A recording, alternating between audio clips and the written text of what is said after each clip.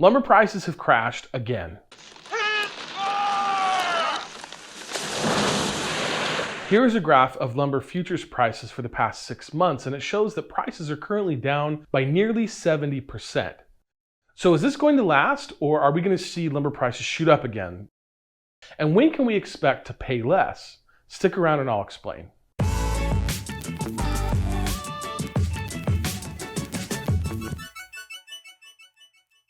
The absolute biggest factor in determining lumber prices is the demand for lumber that comes from the US housing market, and things are starting to change. Here is a graph of housing starts for the past few years, and here's a graph of new home sales for that same period. We peaked in 2020, but now both new housing starts and new home sales are lower than before the pandemic. Existing home sales have also decreased. According to the National Association of Home Builders, in July 2022, existing home sales were down by 5.9% from the month before and down 20% from last year. Added to that are the high interest rates that we're seeing. Higher interest rates are meant to reduce the amount of money in the economy and reduce economic activity, all in an effort to slow down inflation. Here's the problem, however. As a society, we've really been living high off the hog. Interest rates have been low for so long, and there was so much stimulus in the economy as part of the pandemic relief efforts that the government took, and that's not just the US government, by the way, but governments all over the world, that inflation is at the highest point it's been in 40 years. The Fed has already raised interest rates a few times this year, and they're saying that they're going to continue to raise rates until inflation is under control. In fact, the Fed chairman, Jerome Powell, recently said this: "Reducing inflation is likely to require a sustained period of below-trend growth. While higher interest rates, slower growth, and softer labor market conditions will bring down inflation, they will also bring some pain to households and businesses. These are the unfortunate costs of reducing inflation. But a failure to restore price stability would mean far greater pain." The chairman of the Federal Reserve is talking about pain. That's never a good thing, nothing that we want to hear, but hopefully what they're doing is what gets us out of the inflation mess we're in. Really only time will tell. In the short term though, it makes everything bought on credit more expensive, including and especially home prices. The rate for a 30-year mortgage a year ago was less than 3%. Today it's over 6%, and it's getting higher. That difference really translates into a lot of actual money. In fact, the difference in monthly payment for a $400,000 mortgage between now and a year ago is over $700 a month for the same house. And that's if the price of the house itself didn't go up. That is why existing home purchases are down, why new home purchases are down, and why new home construction is down.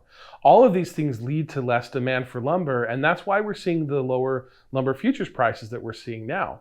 Here's the other thing though. This time it's not going away. We are not going to see lumber prices shoot up like they did in the past. These prices are going to stay pretty steady going into the future. So what does that mean then for the prices that we pay in stores? And are we going to see those prices come down even further than they have? Well, there's a term in economics that refers to sticky prices.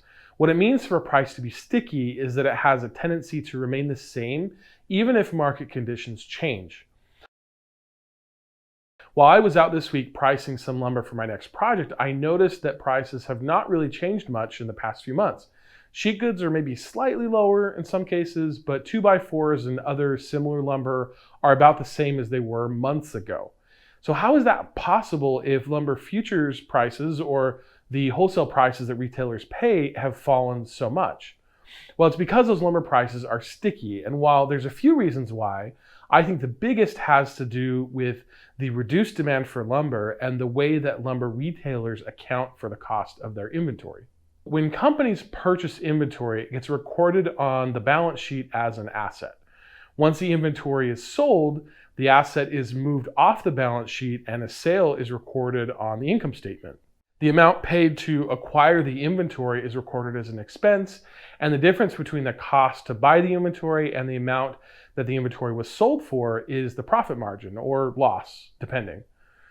Now, I've never worked for a lumber retailer, and so I can't speak to exactly what their margins for lumber are, but I've heard that it's pretty low, something like 5%, which makes sense to me because lumber tends to be a high volume product.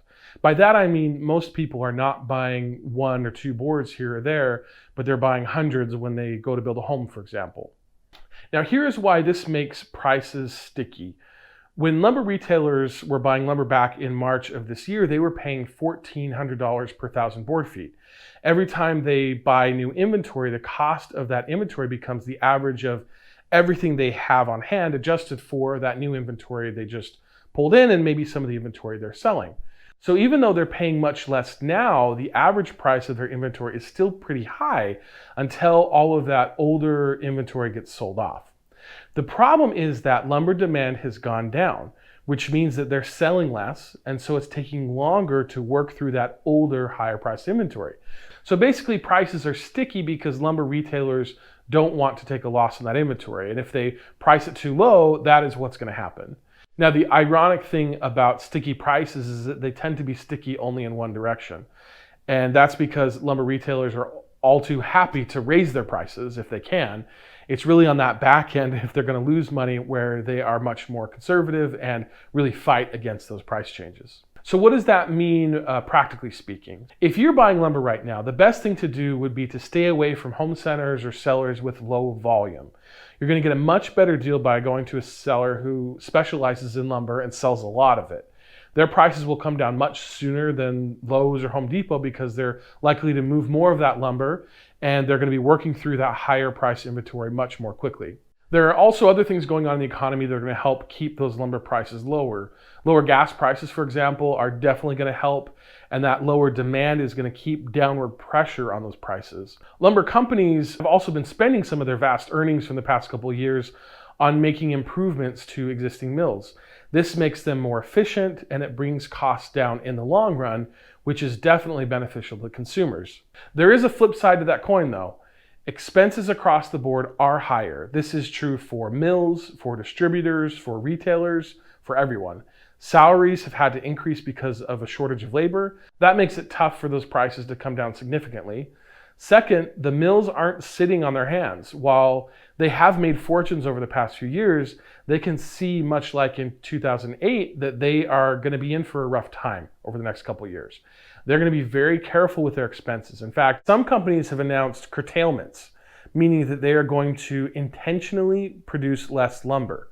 This could be because they have too much inventory on hand, or it could be that their expenses are just too high and they can't justify operations at the current lumber prices.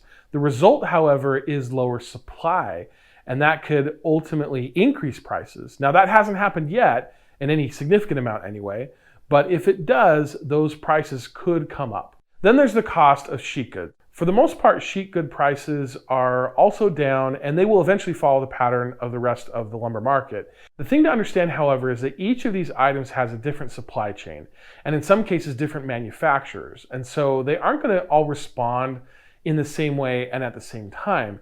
And while I do think that prices will come down across the board for sheet goods as well, there are a few exceptions. For example, Baltic birch, which has been impacted by the war in Ukraine and restrictions on Russian lumber, is sky high, and that won't change.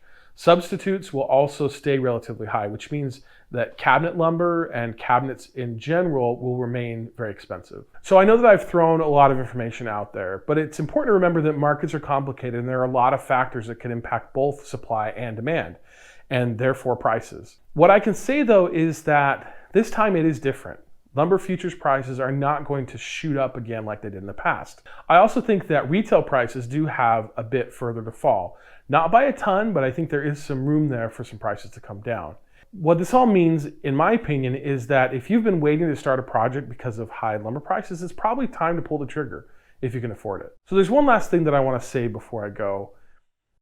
This year feels really strange. There's a lot of negative news out there. It feels different to me. And I have a feeling that the next couple years may be a bit rough for all of us. So hang in there. Take care of your family, take care of your loved ones, be smart, be prepared, and I really wish all of you the best. Thanks for watching. Be sure to subscribe to my channel, and I'll see you in the next one.